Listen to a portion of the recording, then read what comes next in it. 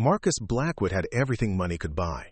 A penthouse overlooking downtown Chicago, a fleet of luxury cars, and a tech empire worth $3 billion. But at 34, he'd never experienced something most people take for granted.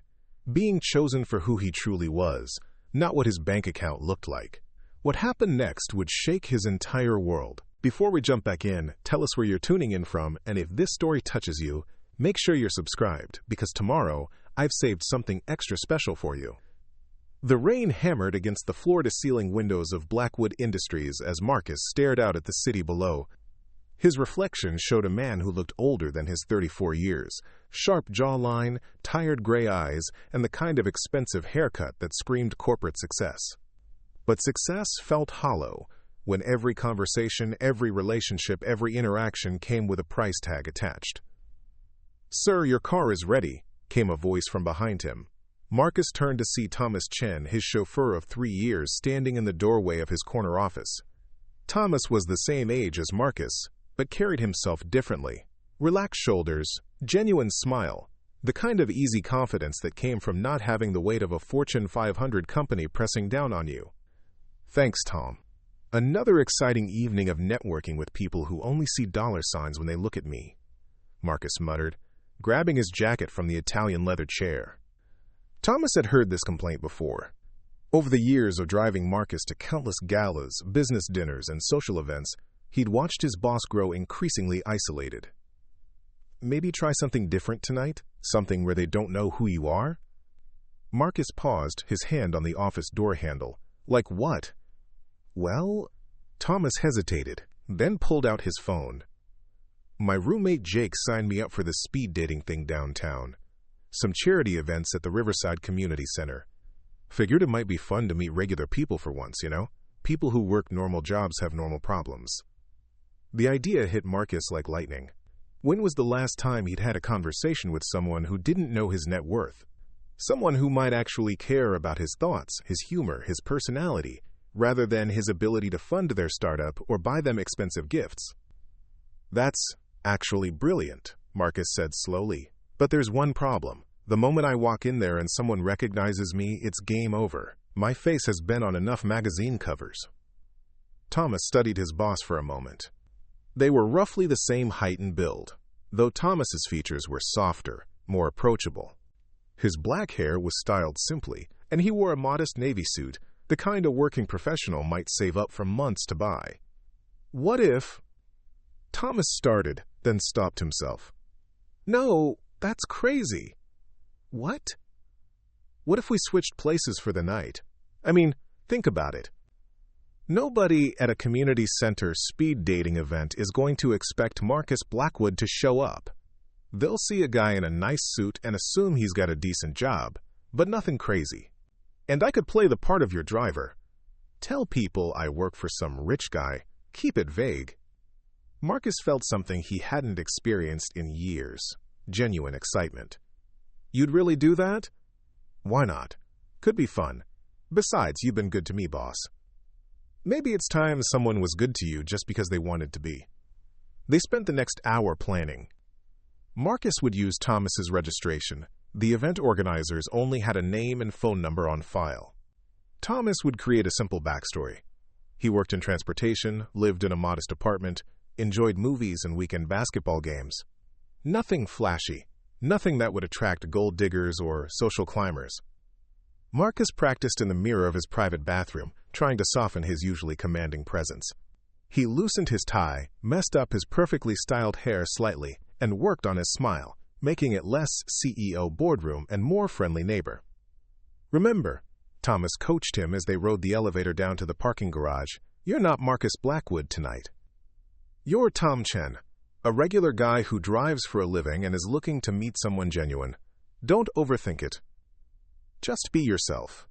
The version of yourself that exists when you're not worried about quarterly reports and stock prices." The Riverside Community Center was a far cry from the upscale venues Marcus usually frequented.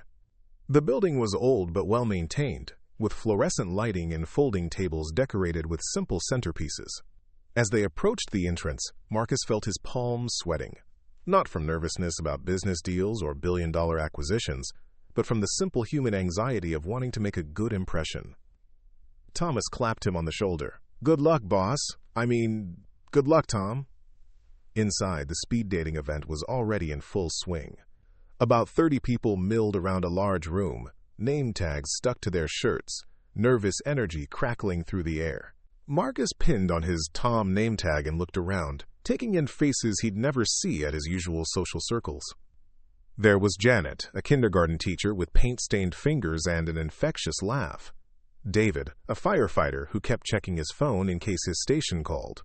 Maria, a bookstore owner who wore vintage dresses and spoke passionately about contemporary fiction. These were real people, with real jobs, real struggles, real dreams that didn't involve IPOs or market dominance. The format was simple: 5 minutes per conversation, then rotate. Marcus had attended countless networking events, but this felt entirely different. Nobody asked about his company's latest acquisition or hinted about investment opportunities. Instead, they talked about favorite movies, weekend hobbies, family stories, travel dreams funded by careful saving rather than unlimited expense accounts. As the evening progressed, Marcus found himself relaxing in ways he'd forgotten were possible. He laughed at genuinely funny jokes rather than politely chuckling at comments designed to flatter him. He shared stories about his love of old movies and weekend hiking, interests he'd barely had time to pursue in years. Then he met her. Sarah Martinez was sitting at table 12 when Marcus approached for his 10th rotation of the evening. She wore a simple black dress that looked like it came from a department store rather than a designer boutique, and her dark hair was pulled back in a practical ponytail. When she looked up at him, her brown eyes held a warmth that seemed to reach right through all his carefully constructed walls. "Hi, I'm Tom," he said, settling into the folding chair across from her. "Sarah," she replied, offering a smile that made his heart do something it hadn't done since high school. "So, Tom, what do you do?" "I'm a driver," he said, the words feeling strange but oddly liberating. "I work for this businessman downtown. Pretty demanding job, lots of long hours, but it pays the bills." Sarah nodded sympathetically. "That sounds tough. I know what it's like to work for demanding people. I'm a secretary at this law firm, Hartwell & Associates. My boss can be challenging. Always expecting everything yesterday, you know? But the work keeps me busy, and my coworkers are great." Something about the way she said it, without complaint, just matter-of-fact acceptance, struck Marcus. Here was someone who understood long hours and difficult bosses, but she wasn't bitter about it. She found ways to appreciate the good parts of her situation. "Do you like it?" Marcus asked. "The work, I mean?" Sarah considered the question seriously. "I like helping people. When clients come in scared or confused about their legal problems, I can usually help them feel a little better, even if it's just by explaining what to expect or making sure they get their paperwork filed correctly. It's not glamorous, but it matters." Marcus found himself leaning forward, genuinely captivated. When had he last met someone who found meaning in helping others, regardless of the paycheck involved? "What about you?" Sarah asked. "Do you enjoy driving?" "More than I expected," Marcus answered honestly. "You meet interesting people, see different parts of the city, and there's something peaceful about it. Just you, the road, and time to think." The 5-minute timer buzzed, signaling the end of their conversation, but neither of them moved immediately. "This was really nice," Sarah said softly. Well, maybe we'll get to talk more later." Marcus watched her walk to the next table, his mind racing. In 5 minutes, Sarah Martinez had made him feel more seen and understood than most people managed in 5 years. She wasn't impressed by his supposed wealth, because she didn't know about it. She was interested in him as a person, in his thoughts and feelings and experiences. For the first time in his adult life, Marcus Blackwood had been chosen for who he was rather than what he owned, and it was the most intoxicating feeling he'd ever experienced. The remainder of the speed dating rounds blurred together for Marcus. He went through the motions with the other participants, but his thoughts kept drifting back to table 12. Sarah's laugh echoed in his mind. Not the polished, strategic laughter he heard at corporate events, but something spontaneous and real. When the formal rotations ended, participants mingled freely around the refreshment table. Marcus grabbed a cup of coffee from the industrial-sized dispenser. a far cry from the single-origin beans his personal assistant usually prepared. Somehow, it tasted better. "Tom," Sarah appeared beside him, reaching for a paper cup. "How did the rest of your rounds go?" "Honestly, I kept thinking about our conversation," Marcus admitted, surprised by his own honesty. In his business world, showing that kind of interest too early was considered a tactical error. Sarah blushed slightly. "Me too. There's something about you that's different. Most guys I meet either talk non-stop about themselves or barely say anything at all. You actually listened." Preparing and narrating this story took us a lot of time, so if you are enjoying it, subscribe to our channel. It means a lot to us. Now back to the story. Before Marcus could respond, a commotion erupted near the entrance. Through the glass doors, he could see Thomas outside, surrounded by 3 people who looked distinctly out of place at a community center event. Even from a distance, Marcus recognized the expensive suits and predatory smiles of business reporters. His blood ran cold. Somehow, word had leaked about his location. "Excuse me for just a second," Marcus said to Sarah, his mind racing. He needed to get Thomas away from those reporters before they started asking questions that would blow their cover. Marcus slipped outside through a side exit, circling around to where Thomas stood looking increasingly uncomfortable, as the reporters peppered him with questions. "Mr. Blackwood," one of them was saying, "our sources indicate you're here tonight. Can you comment on whether this is related to your company's new community outreach initiative?" Thomas shot a panicked look at Marcus, who gestured subtly for him to play along. "I'm sorry, but Mr. Blackwood isn't available for comment right now," Thomas said stiffly, clearly out of his element. "He's in a private meeting." "Is it true he's considering a major acquisition in the nonprofit sector?" pressed another reporter. Marcus knew he had to act fast. He approached the group with the confident stride of someone used to handling media, temporarily dropping his Tom persona. "Gentlemen, I'm going to have to ask you to respect Mr. Blackwood's privacy tonight," he said smoothly. "This is a personal matter, not a business event. I'm sure you understand." The reporters looked him up and down, clearly trying to place him. One of them squinted. "And you are?" "Security," Marcus replied without missing a beat. "And I'm afraid I'll need to ask you to leave the premises." The reporters grumbled but began to disperse, recognizing they weren't going to get their story tonight. As they walked away, Marcus heard one mutter, "Weird that Blackwood would send his driver to handle security." Thomas exhaled heavily once they were gone. "Boss, how did they even know you were here?" "Someone must have spotted me coming in," Marcus said grimly, "or maybe they've been following me. Either way, we need to be more careful." They slipped back inside through different entrances. Marcus found Sarah exactly where he'd left her, now chatting with Janet, the kindergarten teacher. "Sorry about that," Marcus said, rejoining them. "I had to take a work call." "On a Friday night?" Sarah asked with a sympathetic frown. "Your boss really doesn't respect boundaries, does he?" The irony hit Marcus like a physical blow. Here was Sarah, feeling sorry for him because she thought he had a demanding employer, when he was that demanding employer. The guilt was immediate and overwhelming. "He's complicated," Marcus managed. "Well, I think you deserve better," Sarah said firmly. "Nobody should have to drop everything for work during their personal time. Life's too short for that kind of stress." Janet nodded in agreement. "Sarah's right. I used to work for this principal who expected teachers to be available 24/7. Made me miserable until I finally set some boundaries." "How did you do it?" Marcus asked, genuinely curious. "Started small," Janet explained. "Stopped checking emails after 8 p.m., took my lunch breaks instead of working through them. Eventually, he learned to respect my time because I respected it first." Sarah turned to Marcus with renewed interest. "What kind of boss is he, really? I mean, what's he like as a person?" Marcus felt like he was standing on the edge of a cliff. How could he answer that question honestly without revealing everything? Marcus paused, thinking about how others might see him. "He works incredibly long hours. Sometimes I think he forgets that other people have lives outside the office. But I don't think he's malicious about it. More like lonely, maybe? Like work is all he has." Sarah's expression softened with compassion that made Marcus's chest tighten. "That's really sad. Money and success don't mean much if you don't have anyone to share them with." "Do you think people like that can change?" Marcus asked quietly.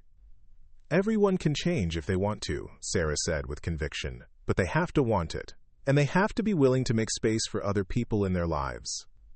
The conversation was interrupted by the event organizer announcing the final activity of the evening. Participants could write their contact information on cards for anyone they'd like to see again. Marcus's hands shook slightly as he filled out a card for Sarah, using Thomas's phone number and email address. He watched as she wrote her information in neat handwriting, her tongue poking out slightly in concentration. "Here," she said, handing him her card. "I really hope you call. It's been a long time since I met someone who made me forget about everything else going on." Marcus tucked the card carefully into his wallet, right next to his black American Express card. The contrast wasn't lost on him. As the evening wound down, participants began filtering out into the Chicago night. Marcus lingered, reluctant to end this glimpse into a different kind of life. "Can I walk you to your car?" he asked Sarah. "I actually took the bus," she said, a slight embarrassment coloring her voice. "My car's in the shop this week, and parking downtown is so expensive anyway." Marcus's first instinct was to offer her a ride in his luxury sedan, but Tom Chen wouldn't have a luxury sedan. "I could call you a cab," he offered. "That's sweet, but the bus runs right by my apartment. Besides, I kind of like the time to decompress after events like this." They walked together to the bus stop, Sarah chatting easily about her favorite routes through the city and the characters she'd met on public transportation. Marcus found himself fascinated by her perspective. She saw adventure and human connection where he would have seen inconvenience and inefficiency. When her bus arrived, Sarah turned to him with a smile that made the streetlights seem brighter. "Thank you for tonight, Tom. You made what could have been another disappointing evening into something really special." She kissed his cheek quickly before boarding the bus, leaving Marcus standing at the stop with his hand pressed to where her lips had touched his skin. As the bus pulled away, Marcus saw Thomas approaching from the community center parking lot. "How did it go, boss?" Thomas asked. Marcus watched the bus disappear around a corner, carrying Sarah back to her real life while he returned to his complicated charade. "I think," Marcus said slowly, "I might be in serious trouble." Thomas raised an eyebrow. "The reporters?"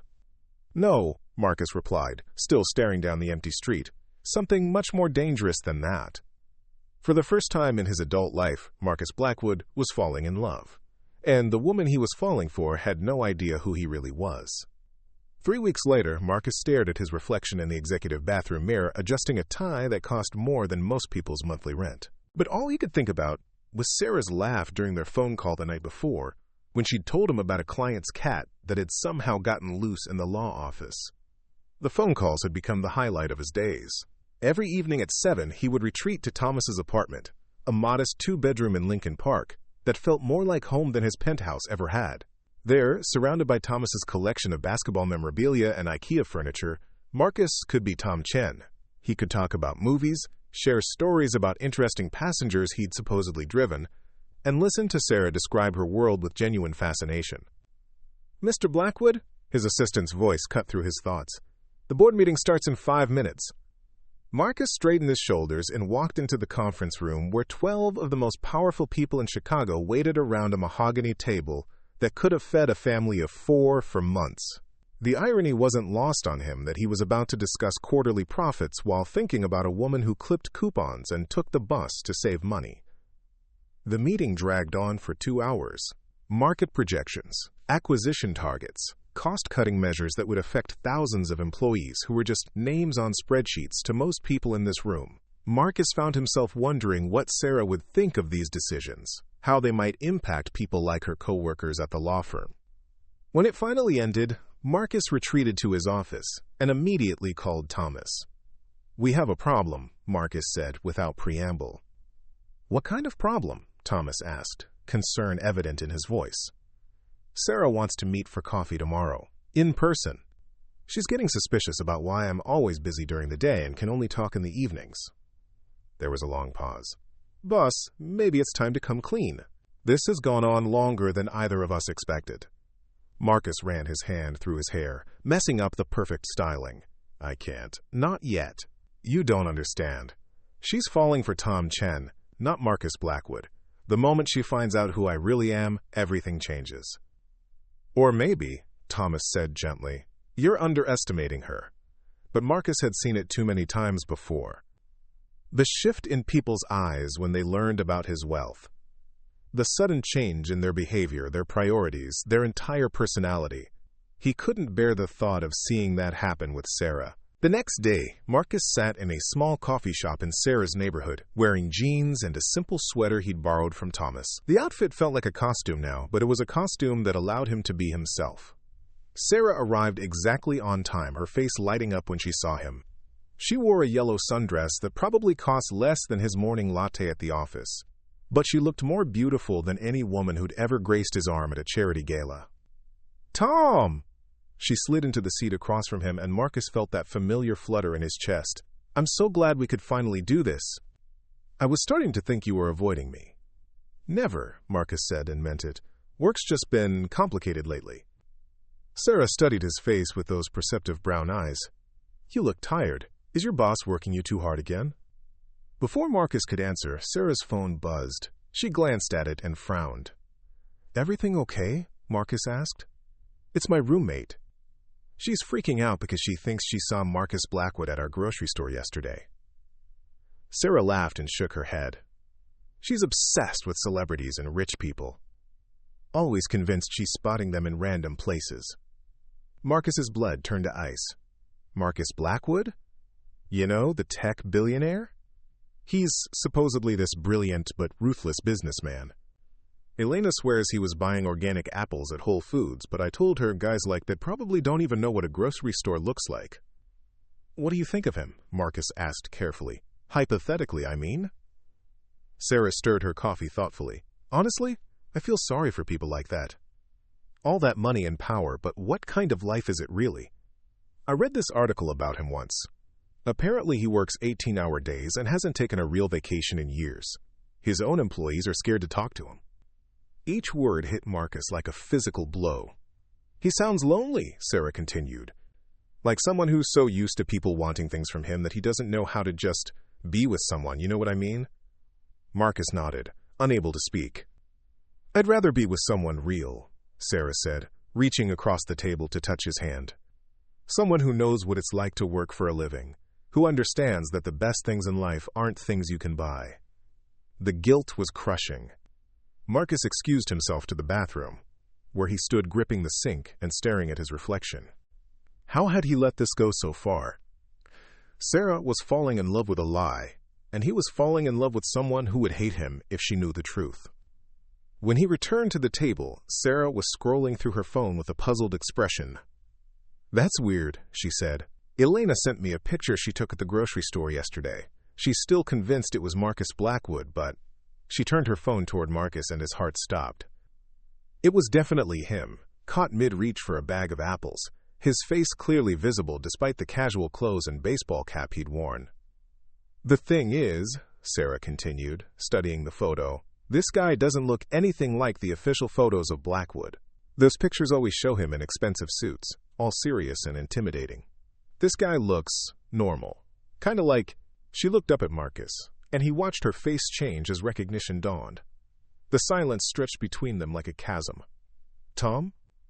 Sarah's voice was barely a whisper. "Tell me I'm wrong." Marcus closed his eyes. When he opened them, Sarah was staring at him with a mix of shock, betrayal, and something that looked like heartbreak. "I can explain," he said quietly. "You're him, aren't you? You're Marcus Blackwood." It wasn't a question. Marcus nodded, watching as tears began to form in Sarah's eyes. "Everything was a lie," she said, her voice breaking. "The whole time you've been lying to me." "Not everything," Marcus said desperately. "My feelings for you, everything I've told you about who I am inside, that's all real." Sarah stood up abruptly, her chair scraping against the floor. Other customers turned to look, but Marcus didn't care. "How could you do this to me?" she asked. "Do you have any idea what these past few weeks have meant to me? I thought I'd finally found someone genuine, someone who saw me for who I really am. But you never gave me that same chance, did you?" "Sarah, please." "No." She held up her hand, tears now streaming down her face. "You want to know the really pathetic part? I was falling in love with you. With Tom. But Tom doesn't exist, does he? He's just another one of your acquisitions." She turned and walked toward the door, then stopped and looked back. You know what's really sad, Marcus? I would have chosen you anyway. Even knowing who you really are. Because in these past few weeks, you showed me glimpses of someone beautiful underneath all that wealth and power. But you never trusted me enough to find out. And then she was gone, leaving Marcus alone in a coffee shop that suddenly felt like the loneliest place in the world. 2 hours later, Marcus sat in Thomas's apartment, staring at the business card Sarah had given him that first night. Thomas handed him a beer and sat down across from him. So what now, boss? Marcus looked up, his eyes red-rimmed but determined. Now I figure out how to win back the only woman who ever made me want to be a better man. And how exactly do you plan to do that? For the first time in weeks, Marcus smiled. Not his corporate smile, but something real and hopeful. By showing her that Tom Chen wasn't a liar. He was just Marcus Blackwood finally learning how to be human. Outside, the Chicago skyline glittered with promise. And for the first time in his life, Marcus Blackwood was ready to fight for something that couldn't be bought. The next morning, Marcus did something he hadn't done in 15 years. He called in sick to work. Instead of his usual tailored suit, he threw on jeans and a worn Columbia University t-shirt he'd found buried in his closet. Standing in his marble-floored kitchen, he felt like an imposter in his own home. His first stop was Hartwell & Associates, the law firm where Sarah worked. The building was a modest 4-story structure, wedged between a dry cleaner and a deli, nothing like the gleaming skyscrapers Marcus was accustomed to. Through the large front windows, he could see Sarah at her desk, efficiently managing phone calls while organizing stacks of legal documents. Marcus waited across the street for over an hour, nursing a cup of coffee from the corner bodega and watching Sarah work. She moved with purpose and grace, treating every client who walked through the door with genuine care and attention. When an elderly man struggled with the heavy glass door, she immediately got up to help him, guiding him to a chair and bringing him water before even asking what he needed. This was the woman he'd fallen in love with, someone who chose kindness even when no one was watching, even when it wasn't part of her job description. Around noon, Sarah emerged for lunch, walking toward the small park 2 blocks away. Marcus followed at a distance, his heart pounding like a teenager working up courage to ask someone to prom. She sat on a bench under an oak tree, unpacking a homemade sandwich and pulling out a worn paperback novel. Marcus approached slowly, his hands shaking. "Sarah?" She looked up, and her expression immediately hardened. "What are you doing here, Marcus?" "I needed to see you," he said, standing awkwardly a few feet away. "I needed to explain." "There's nothing to explain," Sarah interrupted, closing her book with a sharp snap. "You lied to me for weeks. You made me fall in love with someone who doesn't exist." "But he does exist," Marcus said desperately, sitting on the far end of the bench despite her obvious reluctance. "Tom Chen might have been a fake name, but everything else was real. The way I felt when I talked to you, the person I became when I was with you, that was the most honest I've ever been in my life." Sarah stared straight ahead, watching a group of children play on the nearby playground. "Do you have any idea what it's like to be deceived like that? To open your heart to someone and find out they've been playing a role the entire time?" "I wasn't playing a role," Marcus insisted. "I was being myself for the first time in years. Sarah, I know this sounds crazy, but meeting you changed everything. You made me realize that I've been living someone else's life. This cold, isolated existence where everything is about profit margins and power plays." Sarah finally turned to look at him, and Marcus was shocked to see fresh tears in her eyes. "But why couldn't you just be honest with me from the beginning? Did you think I was some kind of gold digger who would only care about your money?" "No," Marcus said quickly. "It was never about not trusting you. It was about not wanting to lose the way you looked at me. Sarah, you have no idea what it's like to live in a world where every conversation, every relationship, every human interaction is filtered through your bank account. People either want something from you, or they're intimidated by you, or they hate you on principle." He ran his hands through his hair, struggling to find the right words. "That night at the community center, when you talked to Tom about movies and weekend plans and your difficult boss, you weren't performing for me. You weren't trying to impress me or get something from me. You were just yourself. And for the first time in my adult life, someone was interested in my thoughts and feelings rather than my ability to fund their dreams." Sarah's expression softened slightly, but her voice remained guarded. "So you decided to build our entire relationship on a lie?" Quote, "I decided to be the person I wanted to be instead of the person I'd become," Marcus corrected. Sarah, I know I screwed up. I know I should have told you the truth sooner, but I was terrified that the moment you found out who I really was, you'd see me the way everyone else does, as this cold, calculating businessman who doesn't understand real life. Maybe I would have initially, Sarah admitted quietly, but you never gave me the chance to get past that, did you? You made that decision for both of us. Marcus felt hope flickering in his chest. You're right. I was a coward. I've spent so many years building walls around myself that I forgot how to let people in honestly.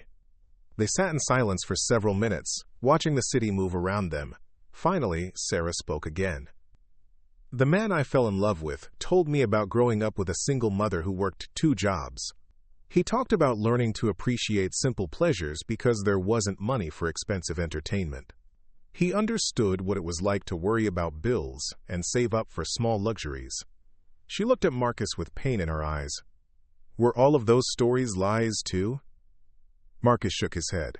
Those were Thomas's stories, but I understood them because they reminded me of my own childhood. My mother did work multiple jobs after my father left. I did grow up appreciating simple things. I just forgot somewhere along the way. When did you forget? Sarah asked, genuine curiosity replacing some of the anger in her voice. Marcus thought back, trying to pinpoint the exact moment when success had started to isolate him instead of fulfill him. Probably when the first person I thought was a friend turned out to only be interested in getting funding for their startup. Or when I realized that women were more interested in the restaurants I could take them to than the conversations we had. Maybe when I stopped being able to tell the difference between people who genuinely cared about me and people who cared about what I could do for them. That sounds incredibly lonely, Sarah said softly. It was, Marcus admitted, until I met you. For 3 weeks, I remembered what it felt like to have someone care about my day, my thoughts, my bad jokes about old movies. You made me feel human again. Sarah stood up abruptly, wrapping the remains of her lunch back in its paper bag. I need time to think about this, Marcus. I need to figure out how I feel about everything. Quote. Marcus stood too, fighting the urge to reach for her hand. I understand. But Sarah, before you go, there's something else I need to tell you. She paused, looking at him warily. That night you said your boss was demanding and never respected boundaries? That hit me harder than you know, because I realized I was exactly that kind of person. Since we started talking, I've been trying to change how I treat the people who work for me. I've been taking Thomas's advice about respecting work-life balance. I've been trying to see my employees as people instead of just resources. Sarah's eyebrows rose in surprise. You've been changing your business practices because of our conversations? You made me see myself through different eyes, Marcus said. You made me want to be better. For a moment, Sarah's carefully constructed walls seemed to crack. She looked at him with something that might have been hope, before her expression hardened again. I have to get back to work, she said, turning away. Sarah, wait, Marcus called after her. I know I don't deserve another chance, but I'm going to spend however long it takes proving to you that the man you fell in love with wasn't a character I was playing. He was finally being brave enough to be myself. Sarah stopped but didn't turn around. How do I know this isn't just another performance? How do I know that Marcus Blackwood trying to win me back isn't just as calculated as Tom Chen trying to meet me in the first place? It was a fair question, and Marcus knew his answer would determine everything. Because, he said, his voice carrying across the small park, Tom Chen would never risk his heart like this. Tom Chen was safe. Marcus Blackwood standing here, begging for a chance to prove he's worthy of your love. That's the most terrifying thing I've ever done. Sarah finally turned back to look at him, and for just a moment Marcus saw the woman who had kissed his cheek at the bus stop. Give me time, she said quietly, and then she was walking away, leaving Marcus alone in a park where children played and couples shared lunches, and life continued in all its messy, beautiful complexity. As he watched her disappear around the corner, Marcus made a decision that would have shocked his board of directors. He pulled out his phone and called his assistant. Cancel all my meetings for the rest of the week, he said, and get me Thomas. I have some changes to make. Quote, for the first time in his corporate career, Marcus Blackwood was going to prioritize his heart over his empire. The question was whether it was already too late.